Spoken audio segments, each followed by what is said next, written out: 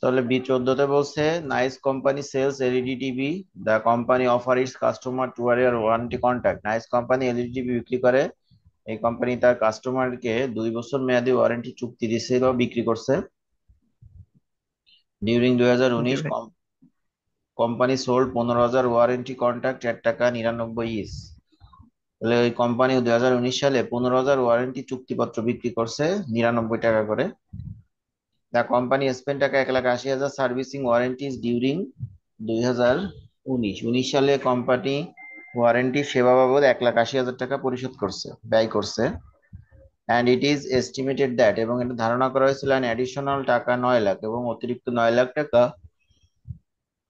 will be spent in the future, ভবিষ্যতে আরো ব্যয় করা হবে টু সার্ভিস দ্য ওয়ারেন্টিস, অর্থাৎ এই ওয়ারেন্টি সেবা প্রদান বাবদ ভবিষ্যতে আরো 9 লাখ টাকা হচ্ছে স্পেন্ড ব্যয় করা হবে। অর্থাৎ ব্যয় করা অলরেডি হয়।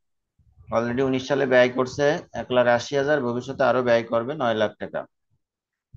PPI the journal entries for 1 number বলছে the sale of the contract, সেই ওয়ারেন্টি চুক্তিপত্র বিক্রি করছে এটার জন্য যাওয়া দিতে বলছে। বাকিগুলো আস্তে আস্তে পড়তেছে আর বলতে দেখেন।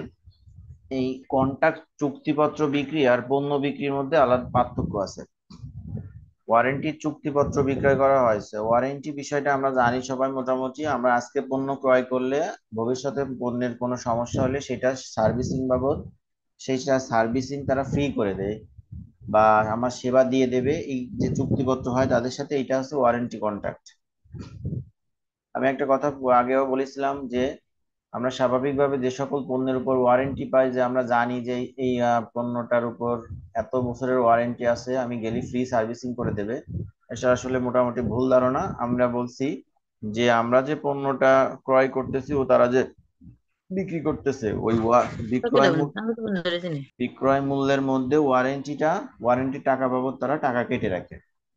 আপনি একটা ফোন কিনতেছেন 20,000 টাকা দিয়ে, 1 বছরের ওয়ারেন্টি, আমরা মনে করি 1 বছরের মধ্যে গেলেই আমাকে ফ্রি সার্ভিসিং দিয়ে দেবে, কিন্তু না। আসলে বিষয়টা হচ্ছে ওই যে 20,000 টাকা, ওর মধ্যেই কিছু টাকা তারা ওয়ারেন্টি বাবদ কেটে রাখে, যে ভবিষ্যতে সমস্যা হলে তারা ওর ভিতরে সেবা দিয়ে দেবে। তো কথা হচ্ছে এই যে চুক্তিপত্র বিক্রয়টা, এইটা হচ্ছে এই যে তার বিক্রি করলে তাদের নগদ টাকা আসতেছে এবং তাদের আয় হচ্ছে, তবে এই আয়টা হচ্ছে অনুপার্জিত আয়। এই আয়টা কি আয়? অনুপার্জিত আয়। তার কারণ কি, তারা অনুপাত। তারা যত সময় না ওই পণ্যের উপর সেবা প্রদান করবে তত সময় তাদের কাছে ওই আয়টা দায় হিসেবে বিবেচনা করা হবে। কথা কি বোঝা গেছে? তাই জি ভাই। স্বাভাবিকভাবে এটা বিক্রি করলে নগদ টাকা আসবে এবং তাদের আয় হচ্ছে, তাই এই আয়টা হচ্ছে অনুপার্জিত আয়। এই কারণে লেখা হয়েছে, দেখেন নাইস কোম্পানি জার্নাল এন্ট্রিজ, এখানে লেখা হয়েছে প্রথমে এ নাম্বার দিয়ে cash debit unearned warranty revenue. Unearned warranty revenue কেন আসছে? এই যে আমরা যেহেতু বলছি চুক্তিপত্র বিক্রি করছে, এখনো ওয়ারেন্টির কোনো সেবা তাকে দিয়ে পারিনি, যত সময় না দেবে এই আয়টা তাদের কাছে দায় হিসেবে বিবেচনা করা হবে। তো 15,000 গুণ 99 টাকা করে মোট 14,85,000 টাকার ওয়ারেন্টির কন্ট্রাক্ট তারা বিক্রি করছে। 1 নম্বর জাবেদা নিয়ে কোনো সমস্যা আছে? হুম, ভাই ঠিক আছে।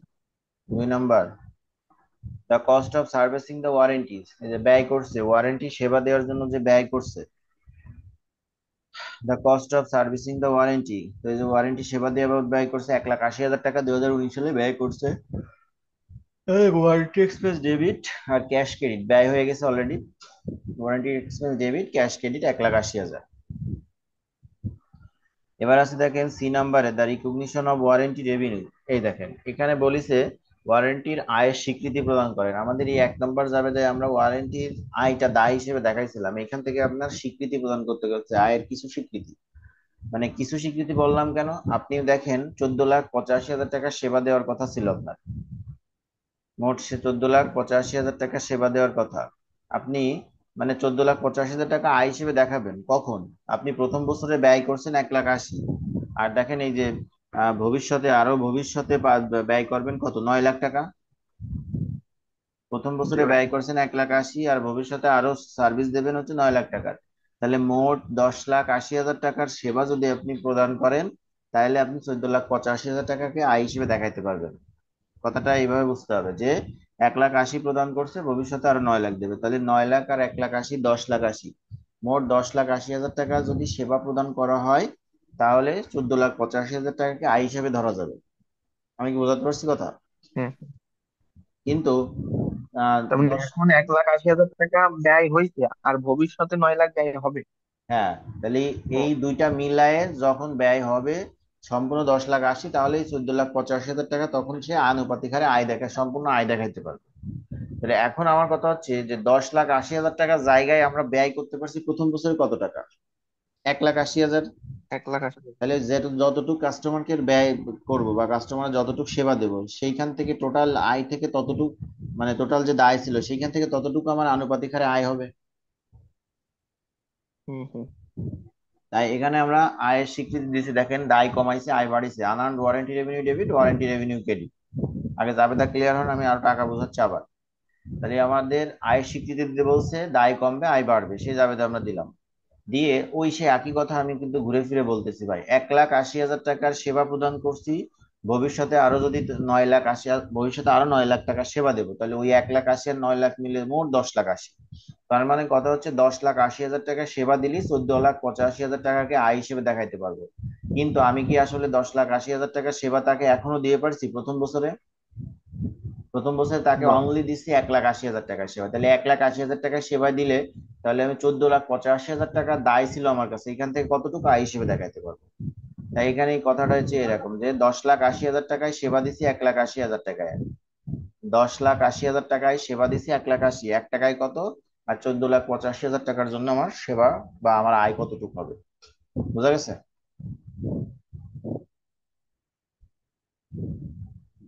এই লেখাটুকু কিন্তু এরকম লেখা। ভাই, ওই 1,80,000 টাকার জন্য আমি যেটুক আয়, 1,80,000 টাকার জন্য যেটুক আয় হচ্ছে ওইটুকুই দেখাবো এখানে। হ্যাঁ হ্যাঁ, তুমি যতটুকু কাস্টমারের নিকট ব্যয় করবা ওইখান থেকে ততটুকু আয় দেখাইতে পারবা, সেবা না দিলে তো তোমার একটু দায়।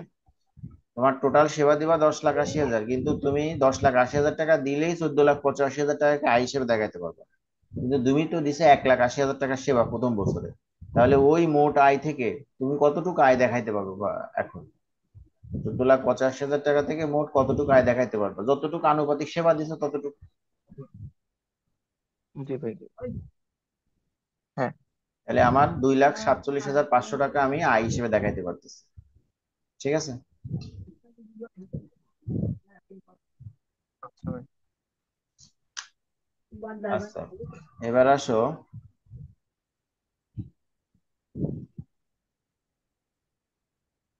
এখানে ইসডব্লিউ লেখা আছে পার্ট বি 1 আর 12। পার্ট বি একে কি অঙ্ক আছে?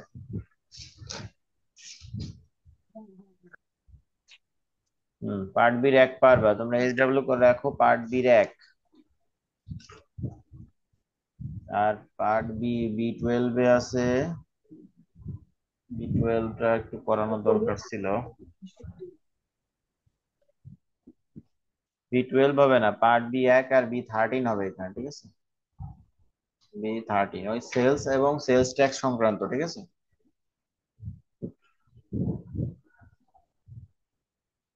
তাহলে বি 1 আর বি 13 বুঝতে পারছেন না এসডব্লিউ? আচ্ছা ভাই। এবার হচ্ছে সি 1 দেখেন, পার্ট সির 1 নম্বর অঙ্ক।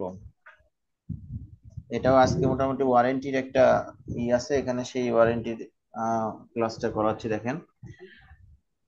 সি 1 এ বলছে শার্লি ক্রো ইকুইপমেন্ট কোম্পানি সোল্ড 500 রোলম্যাটিক্স ডিউরিং 2017 এর টাকা 6,000 ইস। আর শার্লি ক্রো ইকুইপমেন্ট কোম্পানি বিক্রি করছিল 500 রোলম্যাটিক ডিউরিং 2017 এট 6,000 টাকা ইস, প্রত্যেকটার মূল্য ছিল 6,000 টাকা করে। ডিউরিং 2017 ক্রো স্পেন্ড টাকা 20,000, ক্রো ব্যয় করেছে 20,000 টাকা servicing the 2 year warranty that accompany the রোলম্যাটিক।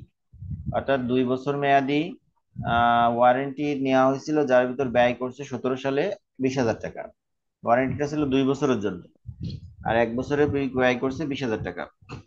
All applicable transaction are on cash basic, সকল প্রকার লেনদেনগুলো নগদে সংগঠিত হয়েছে। এ নাম্বার দিয়ে বলছে prepare 2017 entries for pro using the expense warranty approach. 2017 সালে ক্রোর হচ্ছে দেখাও, এন্ট্রি দেখাও ওয়ারেন্টি এক্সপ্রেস অনুযায়ী, assuming that the Crow estimate the total cost of servicing the warranties will be টাকা 1,20,000 ফর 2 ইয়ার। ধরে নাও এই ক্রো কোম্পানি মোট 2 বছরে ওয়ারেন্টি বাবদ ব্যয় করবে 1,20,000 টাকা। মোট 2 বছরে ব্যয় করার কথা হচ্ছে 1,20,000, প্রথম বছরে জি ব্যয় ভাই। করছে হচ্ছে 20,000 টাকা। আচ্ছা, তো এইখান থেকে প্রথমে আমাকে জাবেদা করতে বলছে ক্রো কোম্পানির জন্য। তো আমরা উপরে লেনদেন অনুযায়ী জাবেদা দেবো। প্রথমে আমি বিক্রি করছি, দেখেন সোল্ড 500 রোল ম্যাটিক্স, এটা একটা পণ্য বিক্রি 2017 6,000 টাকা করে এক একটা করে। তো সিম্পল ভাবে পণ্য বিক্রয়ের জাবেদা আমরা দেবো ক্যাশ ডেবিট সেলস ক্রেডিট 500 গুণ 6,000, 30 লাখ, ঠিক আছে। আচ্ছা। এবার ওয়ারেন্টি বাবদ ব্যয় করছে কত টাকা? 20,000 বিশ টাকা। হাজার টাকা warranty expense debit cash credit 20,000, দেখেন স্ক্রিনের দিকে খেয়াল করেন, জাবেদাগুলো দেখেন, ঠিক আছে। ভাই, এই 20,000 টাকা তো 2 বছরের জন্য, তাই না? না, 17 সালে এসে ব্যয় করছে হচ্ছে 20,000, আর 2 বছরের মোট ব্যয় করার কথা বিল্ডিং দিয়ে না? হ্যাঁ, আর 2 বছরের মোট ব্যয় করার কথা 1,20,000। ও আচ্ছা। তাহলে দেখেন এইটা গেল। এবার ওই যে সেই কথা ভবিষ্যতের কথা বলা আছে, দেখেন আমাদের এই যে কথাটা লেখা আছে, assuming that Crow estimated the total cost, এই নাম্বারের মিডিলে লাইনটায় assuming the Crow estimated, estimated এর নিচে দাগ দেন। এস্টিমেটেড এর নিচে দাগ দিয়ে দেখেন আমাদের ওয়ারেন্টি নিয়মে লেখা ছিল, যে ওয়ারেন্টির দুইটা নিয়মে লেখা ছিল, যদি পার্সেন্টেজ অ্যাভারেজ বা এস্টিমেটেড কথা বলা থাকে, হুম। ছিল। হ্যাঁ, ছিল। তো জাবেদা কি ছিল? Warranty expense debit estimated liability under warranty credit. হ্যাঁ, তাই দেখেন এখানে ওই যে এস্টিমেটেড বলা আছে, এস্টিমেটেড দ্যাট মিনস ভবিষ্যতে যদি ওয়ারেন্টির কোনো কিছু বলা থাকে তার জন্য জাবেদা এরকমই হয়। Warranty expense debit estimated liability under warranty credit. আপনি মোট 2 বছরে 1,20,000 ধরেছিলেন, প্রথম বছরে ব্যয় করছেন 20,000, তাহলে এখন আপনার কাছে দায় আছে 1,00,000।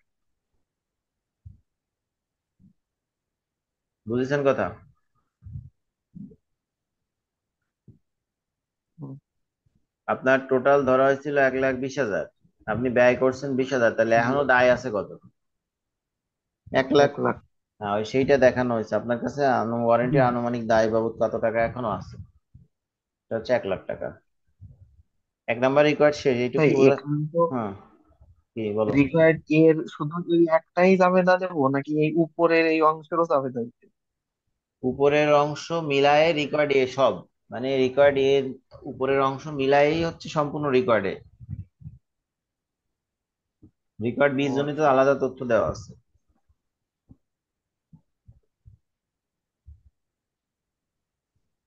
ঠিক আছে। আচ্ছা ভাই।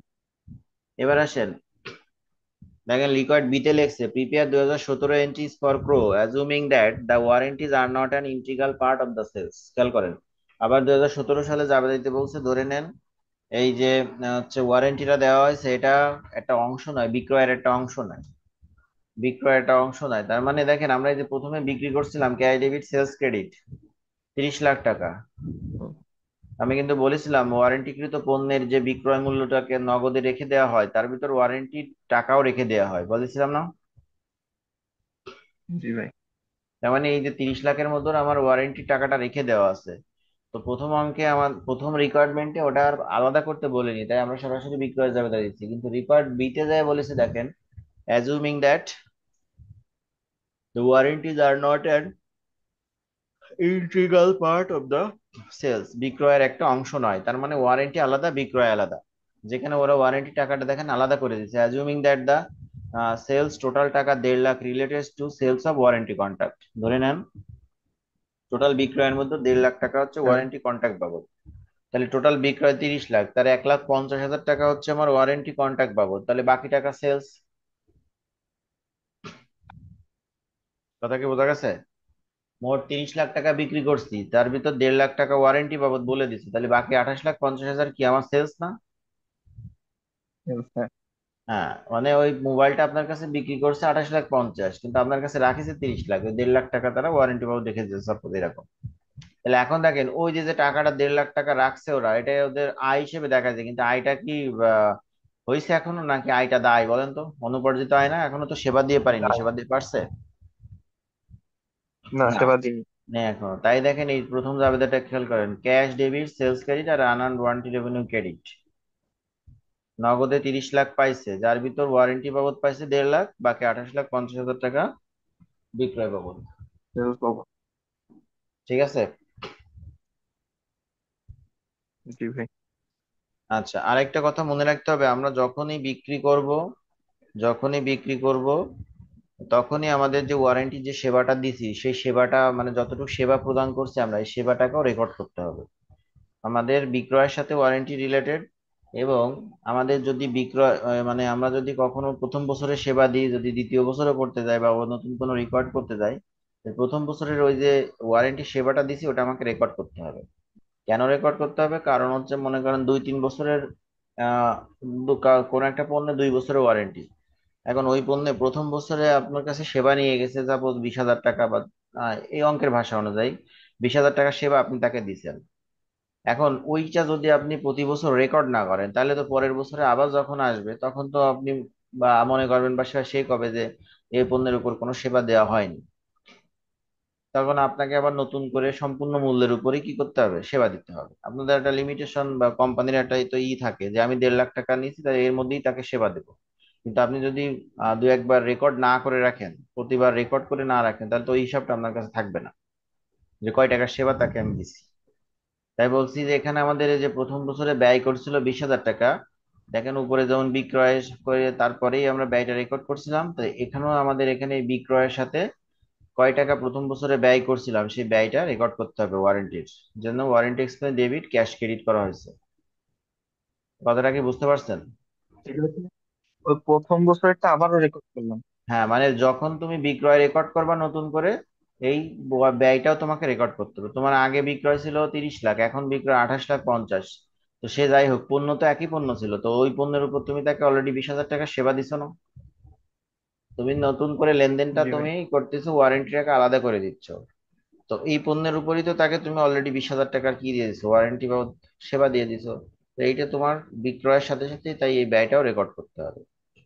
তা নাহলে তুমি ভবিষ্যতে তাকে জি সেবা দিতে গেলে টোটাল মূল্যের উপর দিবা, তখন আর মনে থাকবে না যে 20,000 টাকার সেবা অলরেডি তাকে আমি দিছি। ঠিক আছে? জি এবার দেখো, যে লাইনটুক শেষ করছিলাম আমরা, ক্রো এস্টিমেটেড দ্যাট, ক্রো ধারণা করছিল the total cost of servicing the warranties will be টাকা, ওই একই কথা। ভবিষ্যতে 1,20,000 টাকা ধরতে হবে ফর 2 ইয়ার, 2 বছরের জন্য। এবার দেখো, এই যে আমরা পার্ট বি যে অঙ্কটা করেছিলাম সেই পার্ট বি এর লাস্টে যা কইছিল এই যে তাই বলছে, দেখো এস্টিমেট রেভিনিউ আর্ন, আনুমানিক আয়টা উপার্জন হয়েছে, আনুমানিক আয়টা উপার্জিত হয়েছে on the basis of cost incurred and estimated cost. যে ব্যয়গুলো সংগঠিত হয়েছে তার উপর যে আয়টা আমাদের ধরা হয়েছিল সেটা এখন আর্নড হয়েছে, উপার্জিত হয়েছে। তাহলে এই যে আমরা এইমাত্র আনআর্নড ওয়ারেন্টি রেভিনিউ ধরলাম, যে অনুপার্জিত আয় ধরছিলাম 1.5 লাখ টাকা, তাহলে এইখান থেকে আমার বলেছে আয় হয়েছে, এখন কতটুকু আয় হয়েছে সেটা আমাকে করে নিতে হবে, ওটা কি বলে আনুপাতিক হারে বের করে নিতে হবে। তাহলে আমার কাছে প্রথম অবস্থায় দায় ছিল, ওয়ারেন্টির এই অংশটুকু দায় ছিল, তাহলে এখন বলেছে আয় হয়েছে, তাহলে এখন আমাকে দায় কমাতে হবে, আয় বাড়াইতে হবে নাকি? জি ভাই। অনুপার্জিত আয়ের কিছু অংশ আমার দায়, সরি, অনুপার্জিত আয়ের কিছু অংশ এখন আয় হয়েছে, তাহলে আয় কমবে, আয় বাড়বে আর হচ্ছে দায় কমবে। তাই unearned warranty revenue debit, warranty revenue credit. এবার আগের মতো সেই একই ক্যালকুলেশন, যে মোট 1,20,000 টাকায় সেবা দিছি কয় টাকা? 20,000 টাকা। মোট 1,20,000 টাকা দিতে হবে না সেবা, সেইখান থেকে আমরা কয় টাকা জি ভাই। সেবা দিচ্ছি? 20,000 টাকার সেবা দিচ্ছি। তাহলে আগেরটার মতো লেখা, যে 1,20,000 টাকায় সেবা দেওয়া হয়েছে 20,000 টাকা, 1 টাকার জন্য কত হবে আয়, আর তাহলে 1.5 লাখ টাকার জন্য কত টাকা আমার আনুপাতিক আয় আছে। তো দেখো এখানেও সেইটা করা হয়েছে, যেটা বললাম। ঠিক আছে? দেখো এই টাকাটা কিন্তু আগের পার্ট ভাই, বির যে, হ্যাঁ, আগে পার্ট বি যে টাকাটা যেভাবে দেড় বোঝাচ্ছি ভবিষ্যতে, হ্যাঁ বলো। বলছে কি, এই 1.5 লাখ টাকা তো আমার মোট আয় বাবদ ধরছি, কিন্তু যে এই 1.5 লাখ টাকাই তোমার আয় হচ্ছে না। না, এই যে 1.5 লাখ টাকা তুমি আয় বাবদ ধরবা তখন যখন তুমি মোট 1,20,000 টাকা সেবা দিবা, কিন্তু তুমি সেবা দিছো কয় টাকা? অনলি 20,000 টাকা। 20,000 টাকা। তাহলে তোমার এই 1.5 লাখ টাকা থেকে কত আনুপাতিক হারে কতটুকু আয় দেখাবো? বা এই মাত্র 25,000 টাকার আয় দেখাইতে পারবা। তার মানে ওই 20,000 টাকার জন্য আমার যতটুকু আয় হচ্ছে ওইটুকু দেখলাম। জি জি, এইটুকু যতটুকু সেবা দিবা সেই সেবা বাবদ তুমি আয় কতটুকু দেখাইতে পারতেছো।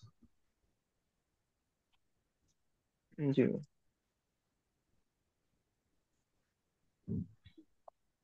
তাহলে আজকে এ পর্যন্তই। পার্থ কি বলবা বলো? বাকিরা লিভ নিতে পারো, সমস্যা না থাকলে কারো লিভ নিতে পারো, বাসায় কাজ যেটা দিছি ওই দুটো করবা।